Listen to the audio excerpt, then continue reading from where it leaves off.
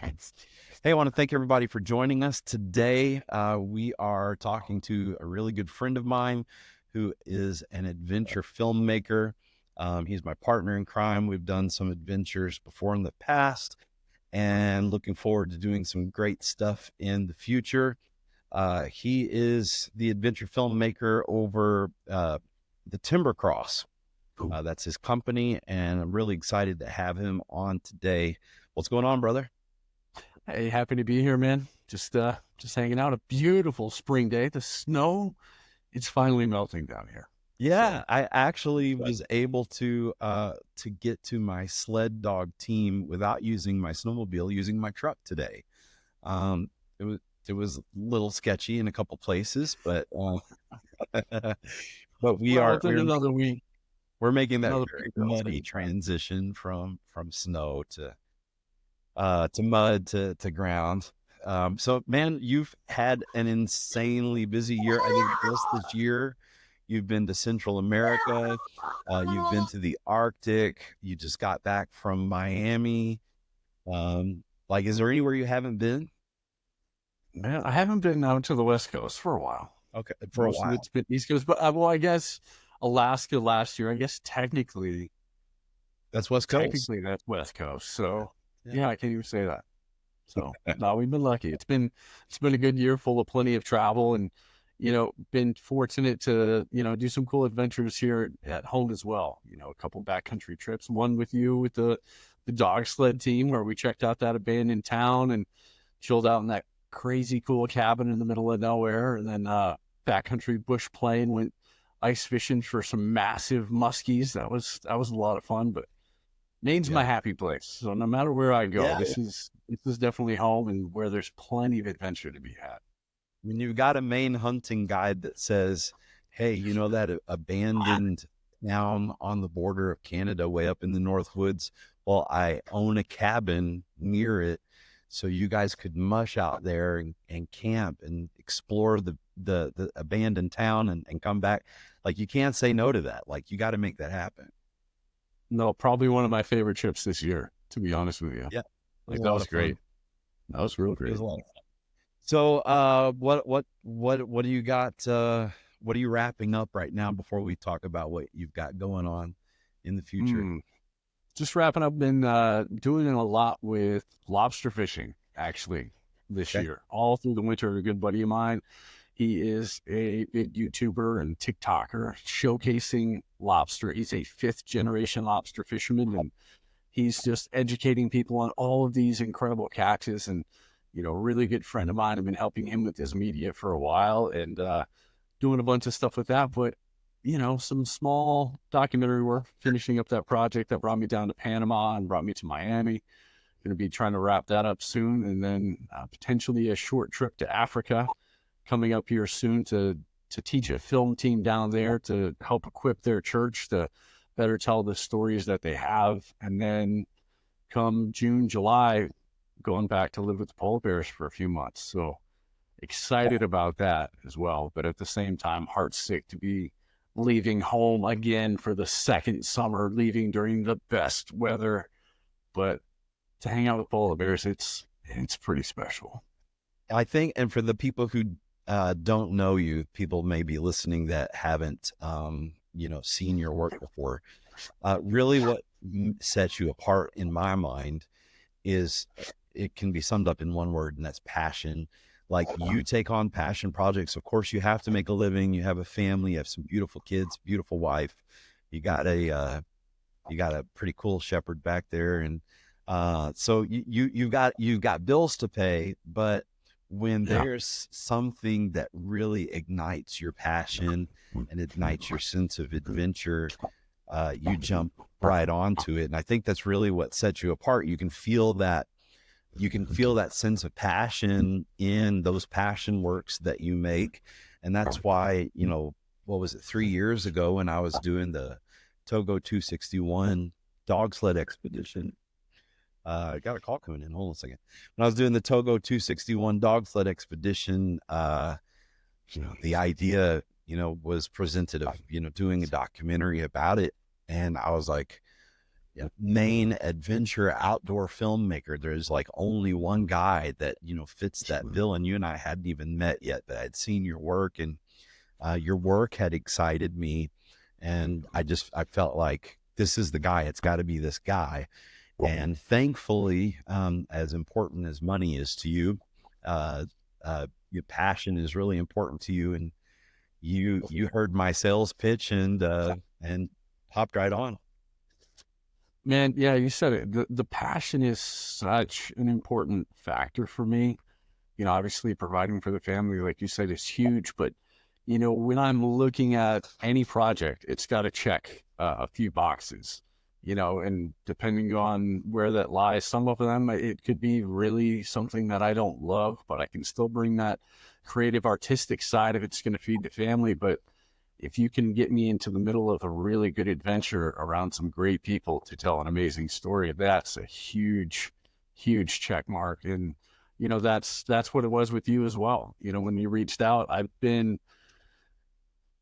just dipped my toe in a dog sledding. Last minute, a friend of mine reached out and was like, "Hey, you're going to come up to the, Fort Kent and, see the Can-Am." And I was like, "I have no idea what that is. I've lived in Maine for years and years and had no clue." And he told me what it was. And I think on like 4 hours notice, I dropped everything. I'm like, "Honey, I'm going up. There's a cabin up in the Allagash, and I'm going to go film this dog sled race." Knew nobody that was involved, and was just trekking around the woods, just trying to get glimpses of this. And that had sparked my interest that this sport was still alive in Maine. And again, living here and trying to do as much as I could in Maine, I still hadn't heard a lot about it. So then when you reached out, it was like, "No, this is a unique opportunity to meet a like-minded individual with a sense of adventure, to be able to teach me something that I know nothing about in the dog sled community, and to be able to share it with people." And I mean, I think it also helped your case for me to want to go so hard, because I'd been in quarantine for like weeks at this stage.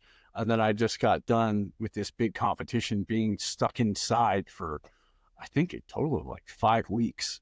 So I was itching to get out into the woods. And I mean, I'm really happy that it brought us together. And that's what these adventures do. When you're able to chase your passion, and it helps the people that you actually want to help and tell the stories you want to tell, it helps you not burn out. I didn't start filmmaking to become wealthy or well known. I want to show my family that you can chase your passions, and I wanted to encourage people to get out and to explore it, to look past what they're used to, not to be afraid to be uncomfortable, and to get into the wilderness to find themselves, and also to get out into their community and truly embrace what that sense of community can and should be, besides just being stuck on your phone and living vicariously through everyone else. And for me, that's just been massively important. And that's kind of what the polar bears were last year. I had no inclination, no plans. Obviously, I've always loved polar bear. They're an amazing creature, but had no plans to go up and to see them, and to see them in the way that I've been able to. But I got a phone call, and someone's like, "Hey, got a kind of a unique opportunity." This guy's an old Hollywood DP. I mean, he's done it all. He's used to work on music videos for Michael Jackson and P. Diddy and all the high-end commercial work. And, through the Lord, we're blessed to be brothers. And he's like, "Look, I've got somebody reaching out, and they're looking for somebody that can run a camera and can run a gun, that might potentially be open to this interesting opportunity to actually become a polar bear guard, and to guide this Netflix crew to a spot that most people have never heard of and will never step foot on." And the pay wasn't great. The pay was awful. But the experience was just absolutely life-changing. And part of that exchange was, I could go out and I could film my own stuff at the same time. So I'm looking forward to diving in with you on specifically your polar bear stuff. First, like, what do you think it is? Like, a lot of this newer generation that's coming up behind you and I, like you said, they live a lot through their phone, and they just experience the world through their phone, or on the internet, rather than actually going out and living it. And more guys like you and I, and we know a lot of guys like us, you work with them, you make films about them. Just we we can't just stay home. We can't, like, when there's an adventure to be had, when there's an expedition to be done, when there's some new way to push ourselves, like, we have to do it. And even sometimes that can be a frustration to our families, right? And our wives, like, what the heck are you doing now? You're doing what? Why are you doing this? Yeah. But there's this drive, like, what do you think that is, and where do you think that comes from, in your mind? Well, I think it's a combination of things. I think the big thing nowadays with a lot of the generation that's coming up is they've been so groomed to be comfortable and just are used to those creature comforts. And if you're uncomfortable, it's how do I immediately get comfortable? Like they're not as apt to challenge themselves physically and mentally. And I think you and I both recognize the value in embracing the suck and truly understanding who you are in those situations. And the other side of it is a lot of people didn't have anyone to help guide them into it. So they have a lack of confidence to even explore those situations. I feel like they're worried about being judged for doing it wrong. But, part of adventure is it's going to get messy. It's going to be uncomfortable. It's not going to be perfect. And how do you adapt and how do you overcome it? And that teaches you so much about who you are. And I think with guys like you and I am constantly trying to test my own limits and my boundaries of who I am. And I want to find that breaking point.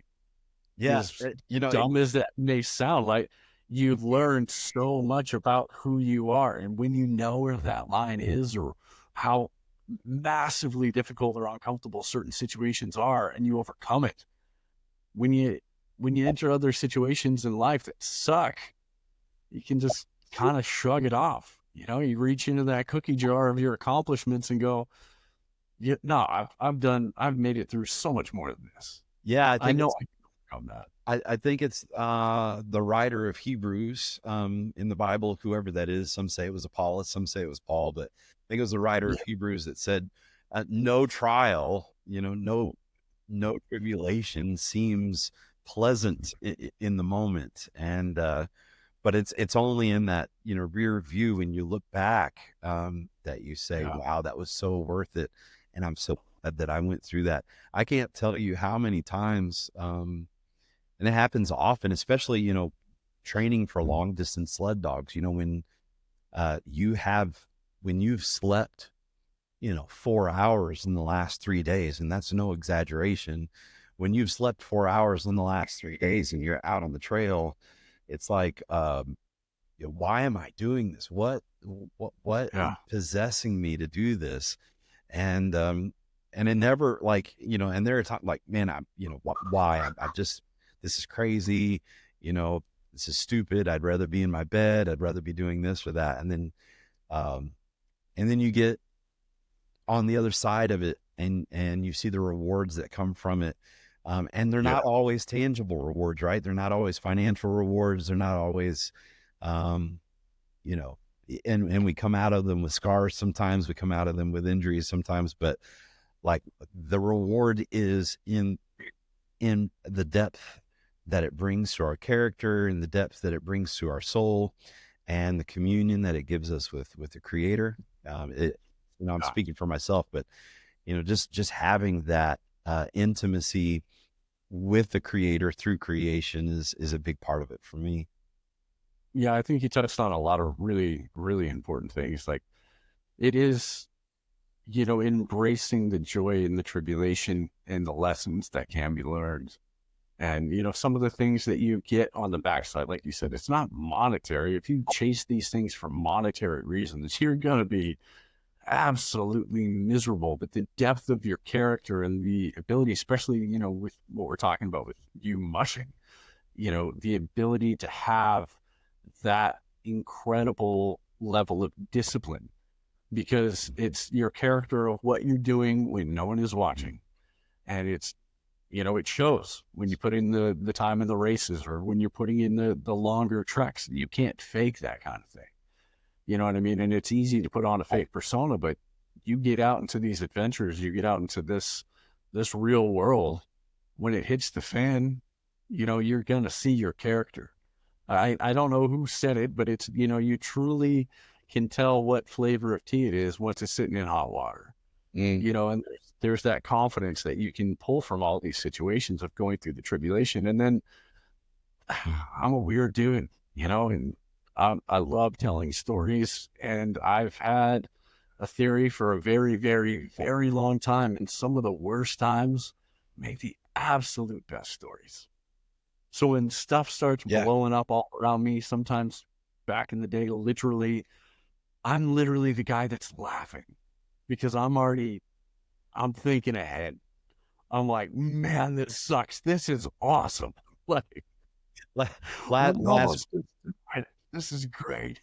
last winter in the Willow 300, I was out for 3 days, and in the middle of night 2, I can't remember what the temperatures were. It was cold in Alaska, in the middle of a 300-mile race, and going over an ice bridge of a stream that had broken, from the teams that had gone on before, and completely becoming submerged in the water and coming out. You know what the first thought of my mind was? This is going to make a great story to my grandkids someday. That's the truth, man. Right there with you. I think in our hearts, in a lot of ways, we're storytellers too, right?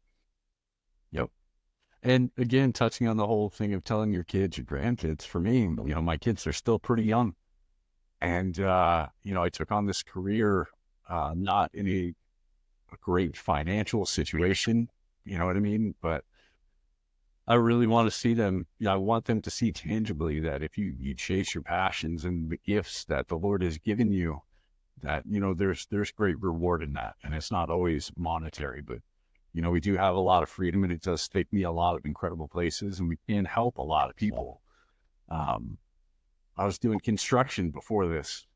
I can do sales all day long. Yep. And that's part of this job here is, to be able to make a living. But as far as the construction side of it, that's, I can build stuff, but it's not who I am. It's not my passion. It's not living to the potential that the Lord has created me to do. And this is a season, maybe 10 years from now, 5 years from now, 5 minutes from now, the Lord will say, hey, Jeremy, put the camera down. And I'll put the camera down.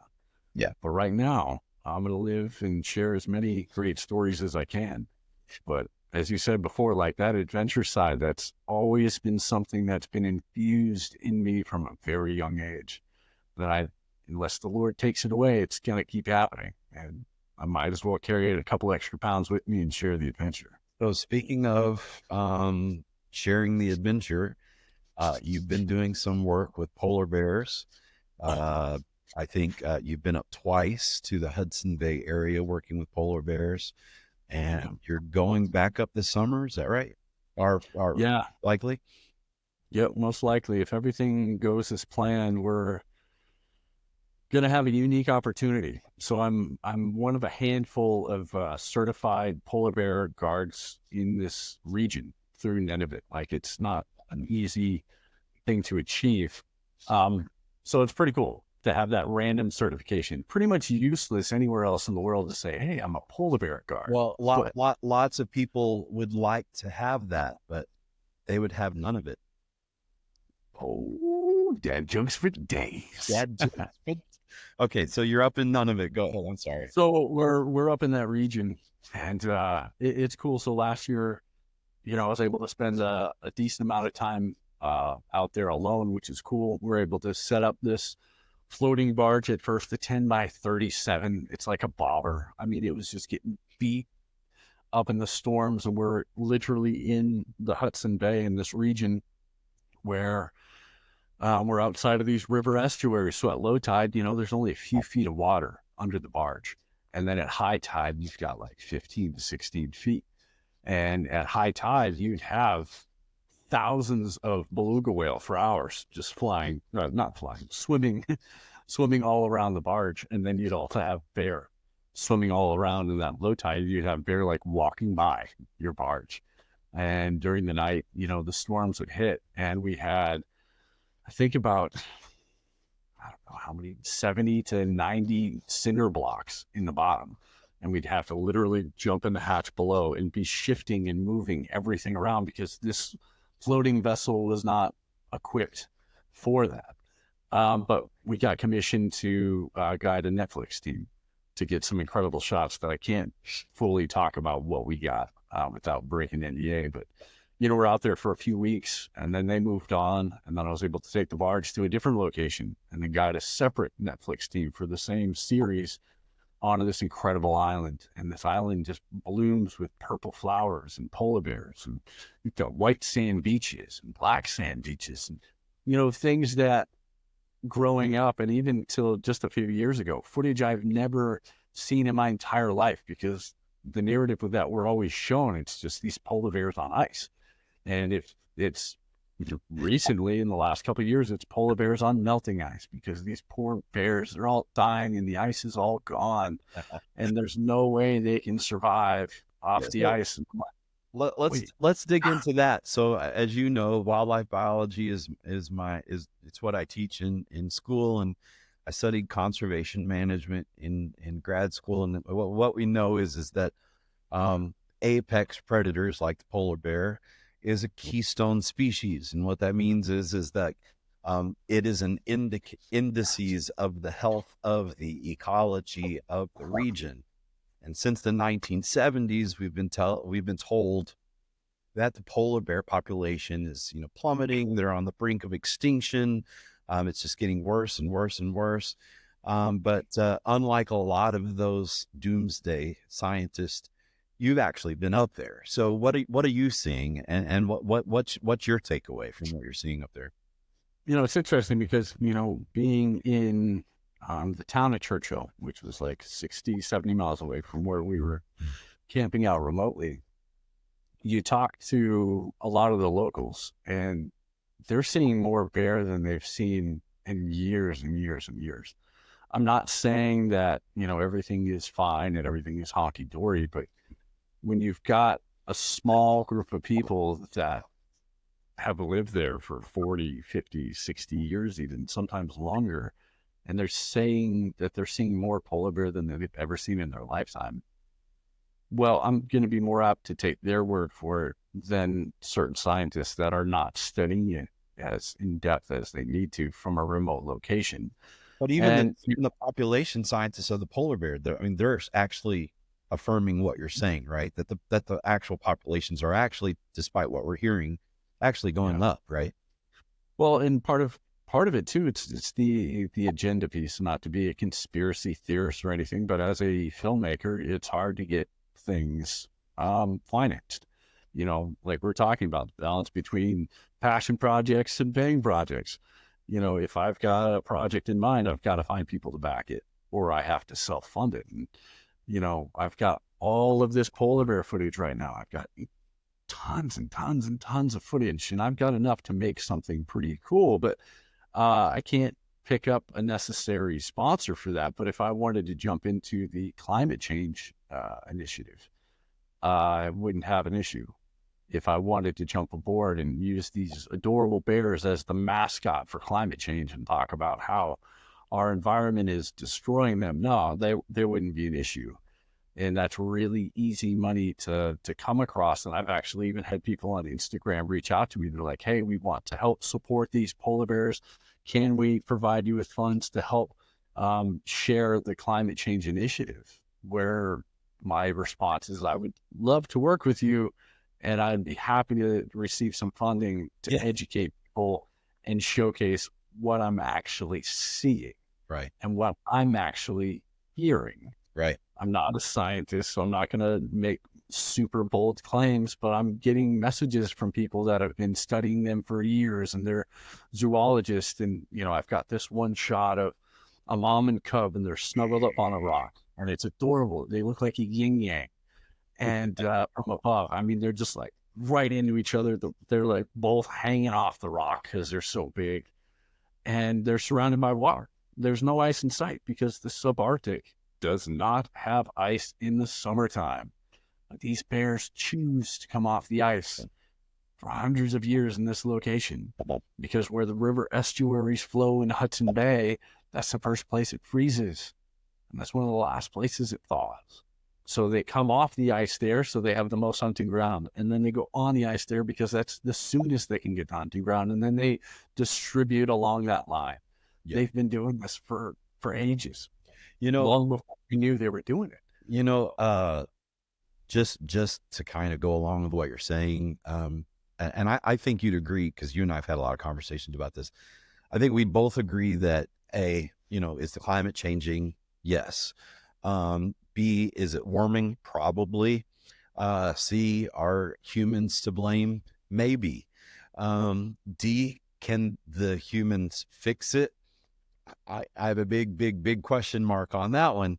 But when this was 15 years ago, bro, when I was working on graduate studies, I wanted to study the Northeast coyote hybridization with the Eastern timber wolf.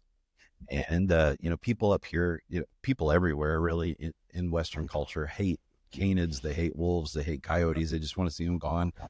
And so I kept being told, you're not going to get any funding for studying coyotes. People just want them exterminated.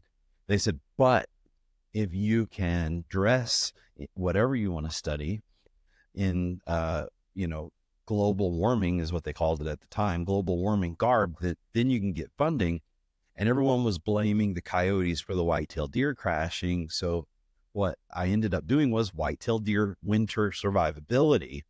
And because then we're talking about global warming, poof, there's the money for the study.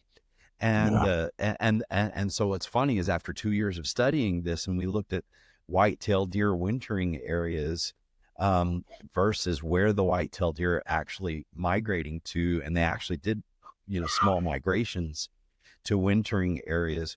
But what we discovered was where they were migrating to wasn't these deer winter yards that scientists wanted to say that they needed, to survive the winter. They're actually passing right through them and going to towns like Allagash, towns like Millinocket here in Maine, where humans feed them throughout the winter, because they've only been here for like 100 years and they're not physiologically adapted to the cold here.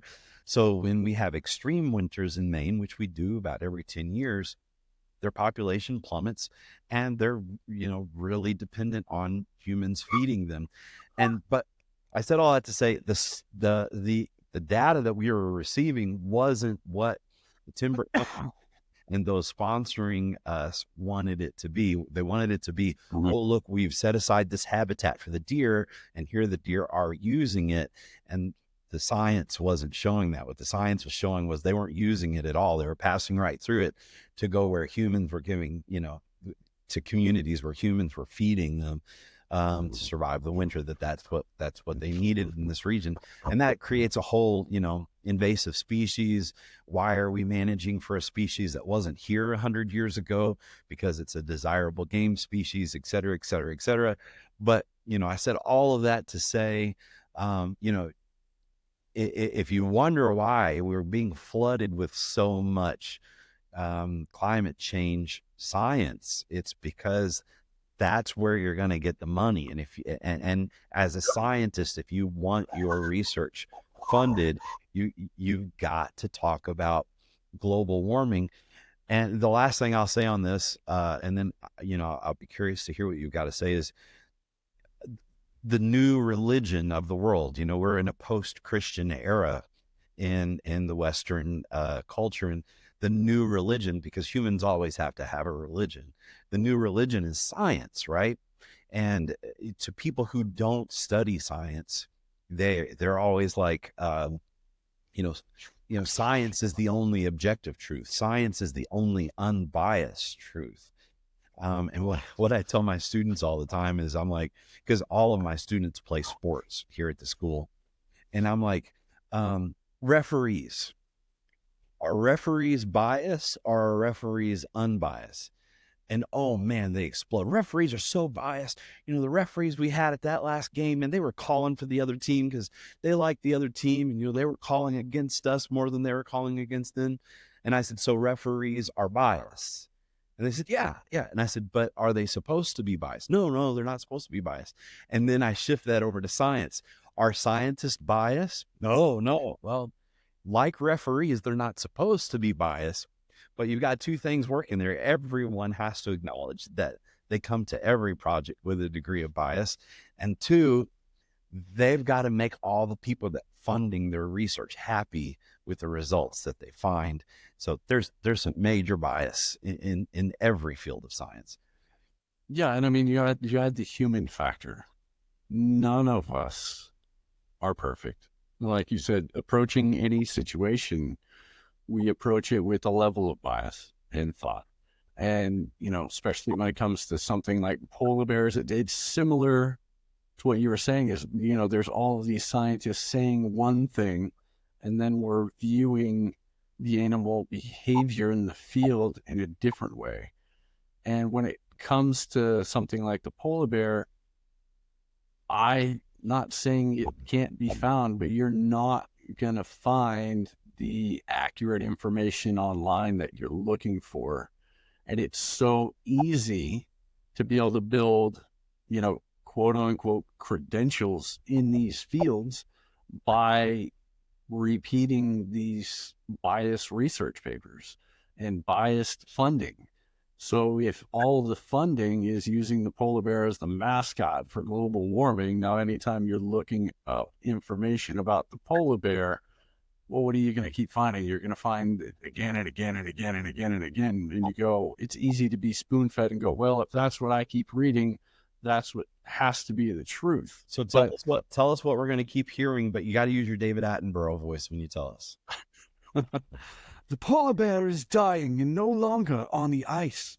It has to swim for 7,000 miles a day just to get 1 calorie of seal. But it's like these polar bear are so resilient. And like the deer, like all wildlife, they find ways to adapt.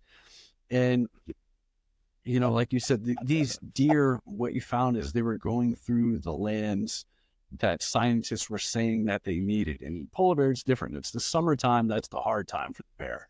You've got the ice melting. Is it melting a little sooner? Probably. Is it thawing or is it freezing later? Sometimes, but not all the time. Even this fall, for example, we saw ice in the Hudson Bay sooner than they'd seen in a very long time. And there were bear out on the ice earlier than they have been in the past. But we're seeing these bear coming into these sections and adapting and hunting. And is it a practice that all of the bear are doing and all doing successfully? No. But I'm getting scientists and zoologists on my feed sending me messages being like, all of these poor bears, and, they are in what's called, a walking hibernation, where they're trying to fatten up and they're just finding places and there's little to no movement of that bear. They're saying that these bears find a place to lay down. They're probably not moving for weeks at a time. Where I'm like, okay, the bear actually move a decent amount in the morning. They'll cool off in the water in the middle of the day. And then they usually take a long nap. And then sometimes they're moving on through the night, or they'll hang out in these regions for 2 or 3 days. But they're typically still looking for food the entire time. And one of the big things that's brought them to this area is the beluga whale, where these bears, just like when they're hunting for seal, they are incredibly patient. When the ice is there, the bear are going to sit by a seal hole and they're just going to wait. They're just going to freaking wait. Seal comes up, they're going to try to get it. 1 out of 10 times, it's going to maybe be successful. They're not very proficient, but they're really good at keeping the fat. They use that same strategy in these tidal zones where they sit on top of a rock When the tide is low, they're going to come up. They're going to sit on these big rocks. They're going to wait, and they find the right ones. The water is going to come up, where they're almost sitting in the water, and they're going to wait till the whales start swimming around. They dive down. They catch whales. All the bears successful? No, just like with the seal. But when they are successful, there's a vast amount of fat. And then they're sharing with multiple bears, where you can sit there and you see 5, 6 bears eating one carcass. And people are saying, well, it's not very common. It's super uncommon. But when I'm seeing it again and again and again in a short period of time that I've been out there, and they're like, well, that's just that one particular area and you're never going to see it anywhere else. And then I go 90 miles the opposite direction in the coast where it isn't being documented or talked about at all. And now I'm out on the tundra in a 4-wheel drive, and I wake up after sleeping out on the tundra filming the Northern Lights, and now I see a polar bear dragging a baby beluga whale up on the sand beach. But they never do it. Yeah. And then I find polar bear eating seals, which there's no way for them to catch seals in the summertime. And then I see them eating Canadian geese. Oh, they don't do that. And I'm like, well, I've seen it. I've got footage of it. Yeah. And again, just in a short period of time that I've done it, and maybe I'm just super blessed to have seen some of the most rare polar bear moments of all time. But if I had to guess, that's not the case. Yeah. And let's just, can we just pause for a second and just talk about how, as the largest land predator in the world, just how freaking awesome these guys are. I mean, I don't know if you've ever tried to pull another human out of the water, like onto a boat, but do you think about the strength that it takes for these guys to not only kill something in the water, but then to pull something as big as a beluga whale or as big as some of the seals that they're killing, to pull it up onto the ice, man. Just what amazing power these things have. And it's crazy because they're smooth and they're graceful, and then they're super fast. Like when I'm camping out with them, and it's an interesting thing. They're like people. We're like all animals. They each have kind of a different mentality, a different personality.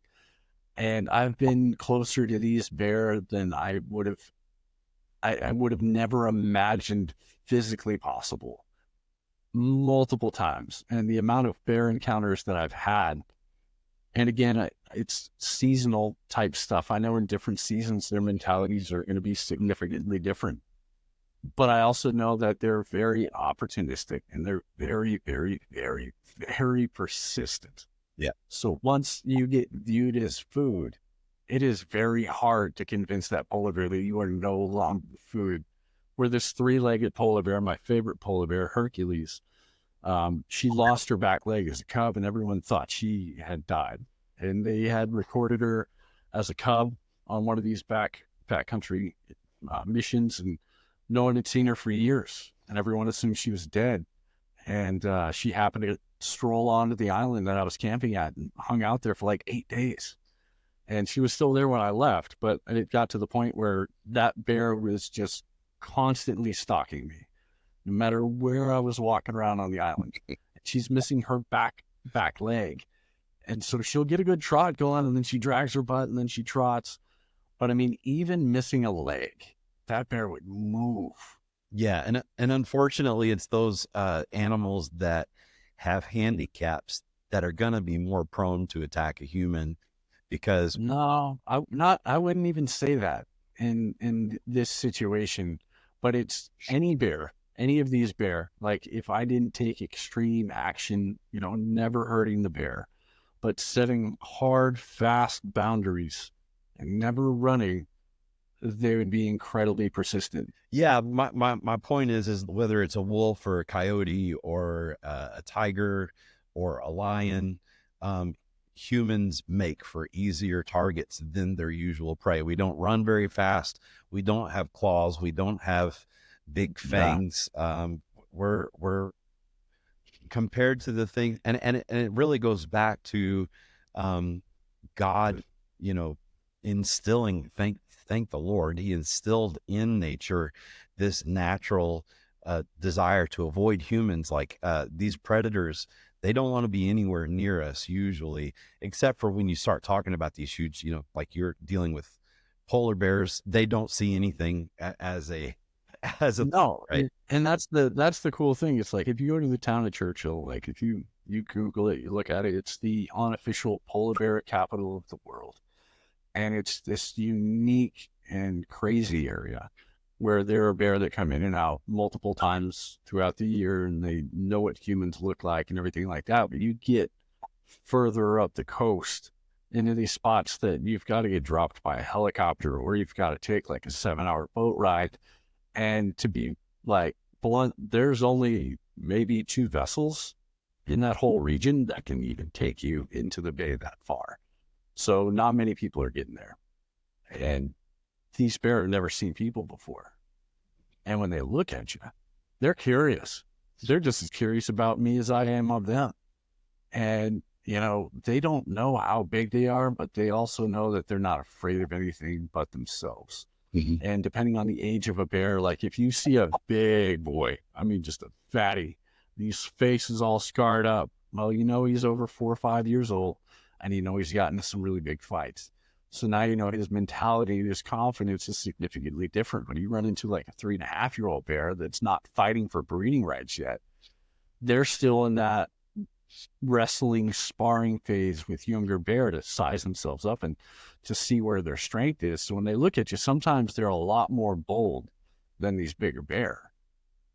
And, you've got to scare them off a few times, but then other times they've got their butt kicked every sparring session and their confidence isn't there. But then sometimes you get these big grumpy bear where, they're ripping the walls off my bear blind.